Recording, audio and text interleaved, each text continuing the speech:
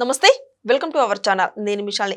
కూటమి ప్రభుత్వం వచ్చిన తర్వాత ఏపీ అభివృద్ధి కావచ్చు, ఇటు అమరావతి కావచ్చు, స్టీల్ ప్లాంట్ కావచ్చు, పెట్టుబడులు కావచ్చు, ప్రతి ఒక్కటి ముందుకు దూసుకెళ్తుంది అందరికీ తెలిసిందే. అయితే ఈ ముందుకెళ్తున్న నేపథ్యంలో వైసీపీ నేతలు కావచ్చు, ఇక మాజీ సీఎం జగన్మోహన్ రెడ్డి గారు కావచ్చు, మేము తెచ్చిన ఘనతాన్ని మీరే చెప్పుకుంటున్నారంటూ ప్రతి ఒక్కరు నేతలు చేస్తున్న వ్యాఖ్యలు ఇవి. ఇప్పుడు ముఖ్యంగా అనకాపల్లి జిల్లాలో స్టీల్ ప్లాంట్ గురించి కూడా జగన్మోహన్ రెడ్డి గారు తెచ్చిన హయాంలో మీరు చెప్తున్నారని ఇప్పుడు గుడివాడ అమర్నాథ్ చేస్తున్న వ్యాఖ్యలు ఎంతవరకు వాస్తవం ఉంది, దీని మీద పూర్తిగా విశ్లేషించడానికి మన స్టూడియోలో ఉన్నారు సీనియర్ జర్నలిస్ట్ దుర్గకుమార్ గారు ఉన్నారు. వారిని విషయాలను తెలుసుకునే ప్రయత్నం చేద్దాం. నమస్కారం సార్. నమస్తే శాలిని, మన వీక్షకులు. సార్, ఇది స్టీల్ ప్లాంట్ గురించి ఇప్పుడు గుడివాడ అమర్నాథ్ వ్యాఖ్యలు చేస్తున్నారు. జగన్మోహన్ రెడ్డి తెచ్చిన హయాంలో ఇప్పుడు మీరు చెప్తున్నారు గొప్పగానని అంటున్నారు. మరి తను చేస్తున్న వ్యాఖ్యలు ఎంతవరకు వాస్తవం ఉంది సార్? అసలు అంటే గుడివాడ అమర్నాథ్ అంటే ఈయన్ని గుడ్డు అమర్నాథ్ అని కూడా అంటారు. ఈయన దావోస్ వెళ్ళలేదు ఏంటనంటే అక్కడ చలేస్తుందని చెప్పిన వ్యక్తి.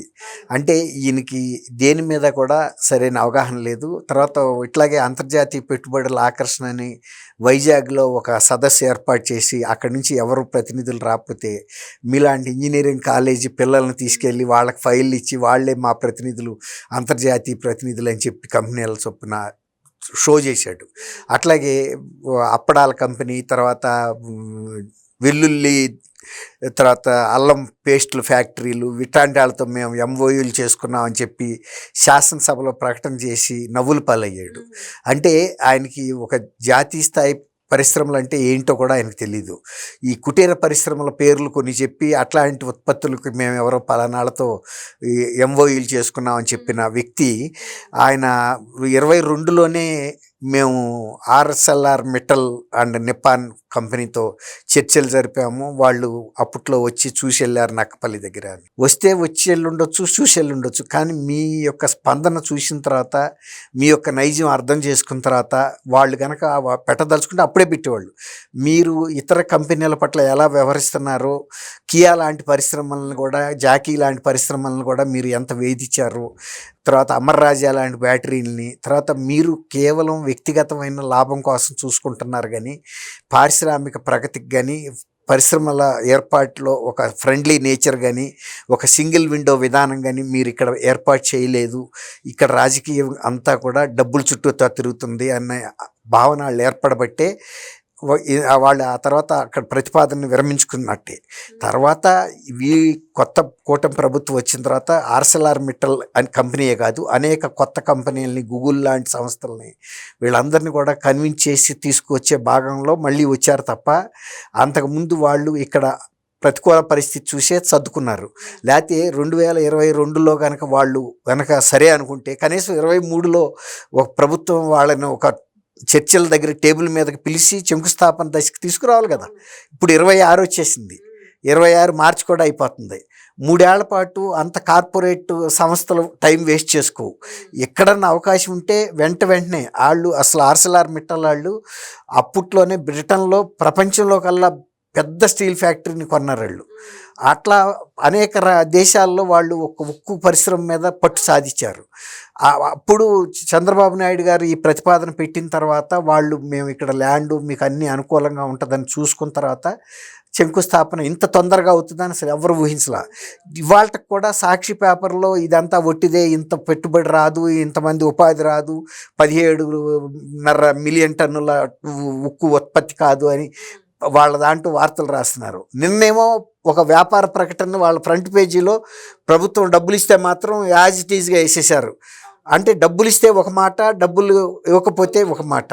అంతకుముందల్లా వీళ్ళు విమర్శలు చేస్తున్నారు.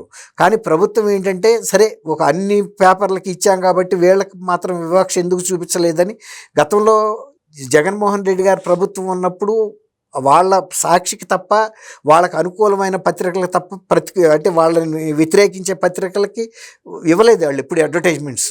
కానీ ఈ ప్రభుత్వం అది కూడా మినహాయింపు ఇచ్చేసి పూర్తిగా అది 100% జగన్మోహన్ రెడ్డి గారి కుటుంబ వ్యాపారం అని తెలిసినా కూడా ఫ్రంట్ పేజీలో వేస్తే ఇవాళ వైఎస్ఆర్సీపీ కార్యకర్తలు, నాయకులే తల్లబట్టుకుంటున్నారు.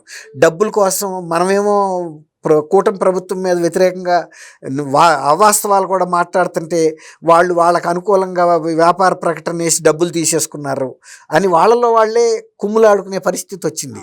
అట్లాగే ఇవాళ అమర్నాథ్ గారు చెప్పే మాటలు 3 సంవత్సరాల పాటు అప్పుడు 22 నుంచి తర్వాత దాదాపు 3 ఏళ్ళు వాళ్ళు అధికారంలోకి ఉన్నారు కదా, ఉన్నప్పుడు అంత పెద్ద సంస్థను తెప్పించకుండా ఎందుకు వాళ్ళు అశ్రద్ధ చేశారు?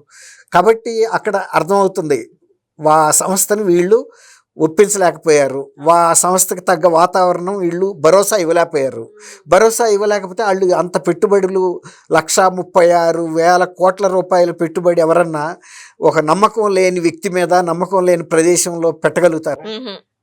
అందుకే వాళ్ళు పెట్టలా.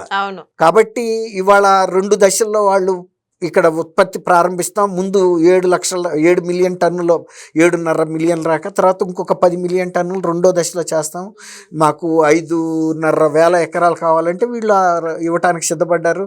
తర్వాత నేషనల్ హైవేకి కనెక్టివిటీ ఇస్తున్నారు.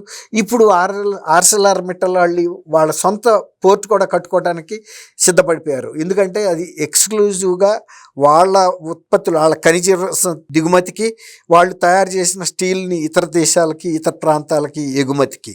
దాని మూలాన కూడా దాదాపు ఒక 5,000 మందికి ఉద్యోగాలు వస్తాయి పోర్టులో పనిచేసే వాళ్ళకి.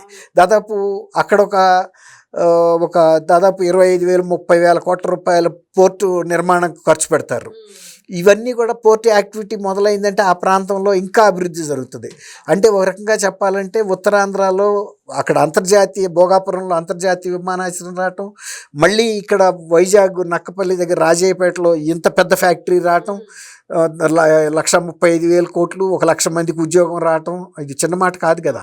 అట్లా అసలు ఉత్తరాంధ్ర ముఖ చిత్రమే మారిపోతుంది.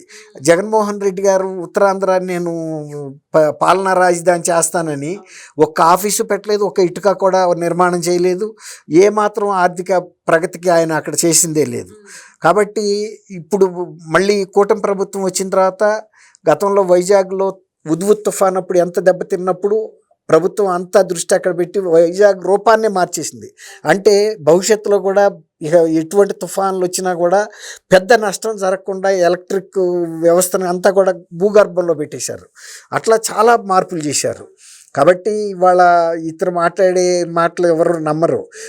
తర్వాత చంద్రబాబు నాయుడు గారు, లోకేష్ గారు అనేక పర్యాయాలు ఆర్సెల్ఆర్ మిట్టల్ గారితో మాట్లాడటం, వాళ్ళ నిన్న తండ్రి కొడుకు కూడా ఆదిత్య మిట్టల్ గారు కూడా ఇక్కడికి రావటం, ఎంతో సన్నిహితంగా స్నేహభావంగా ఒక భరోసాగా వ్యవహరించారు. వాళ్ళు మాకు వాళ్ళ ధైర్యం వచ్చింది, మేము ఈ ఆంధ్రప్రదేశ్ ప్రగతిలో భాగస్వాములు అవుతామని.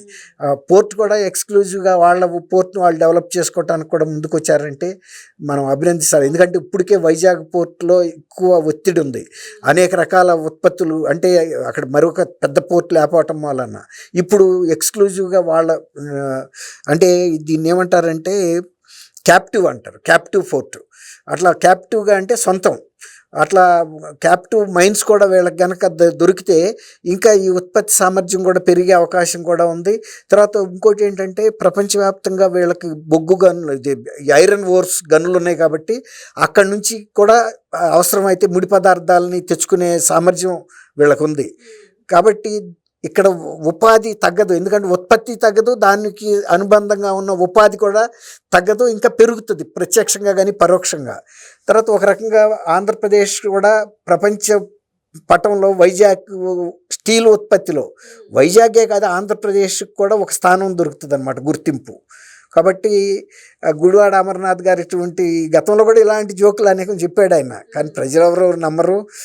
ఇది కేవలం కూటమి ప్రభుత్వం చేసుకున్న చొరవ. తర్వాత గురుమూర్తి అని వాళ్ళ ఎంపీఏ వీళ్ళకి ఇట్లాంటి వాళ్ళకి భూములు ఎందుకు సౌకగా ఇస్తున్నారని వెళ్ళారు ఒక పక్కన, ఇప్పుడు కూడా వెళ్ళారు మొన్న గూగుల్ మీద. కాకపోతే హైకోర్టులో వాళ్ళు దాన్ని కొట్టేశారు. కాబట్టి వీళ్ళకి పరిశ్రమల్ని ఆకర్షించడానికి ఇచ్చే మినహాయింపులు కానీ ప్రోత్సాహకాలు కానీ గిట్ట వీళ్ళకి ఇప్పటికి పోరాడుతుంది అదే, ఎందుకు ఇస్తారని. ఇవ్వకపోతే ఎందుకు వస్తుంది? మీరు ఆ రోజు కనుక ఇచ్చుంటే ఈయన అన్నట్టు ఈ పాటికి ఉత్పత్తి ఎప్పుడో ప్రారంభం అయ్యేది. కాబట్టి ఆ రోజున వాళ్ళు స్వభావం ఒప్పుకోవాలి వాళ్ళకి. తర్వాత జగన్మోహన్ రెడ్డి గారికి ఏంటంటే ప్రతి దాంట్లోనూ నాకేంటి లాభం అని అడుగుతాడు. ఒక సినిమాలో కోట శ్రీనివాసరావు కూడా ఇలాగే అడుగుతాడు, ఆహా నా పెళ్ళి అంటానో ఏదో అది. ఆ సినిమాలో లాగా ఆయన స్వభావం ఉన్నప్పుడు ఆయన టైంలో పరిశ్రమలు రాని కారణం అదే. ఆంధ్రప్రదేశ్ ప్రతిష్ఠ కూడా అంతర్జాతీయంగా దెబ్బతింది. ఇప్పుడు దాన్ని మళ్ళీ వాళ్ళలో పునర్ధైర్యం ఇచ్చి తీసుకొస్తున్నారు. సరే ఆయన పెద్ద అమర్నాథ్ అనే మాటలు పెద్ద పట్టుకోవాల్సిన అవసరం లేదు. Thank you. Thank you Shalini, మన వీక్షకులు.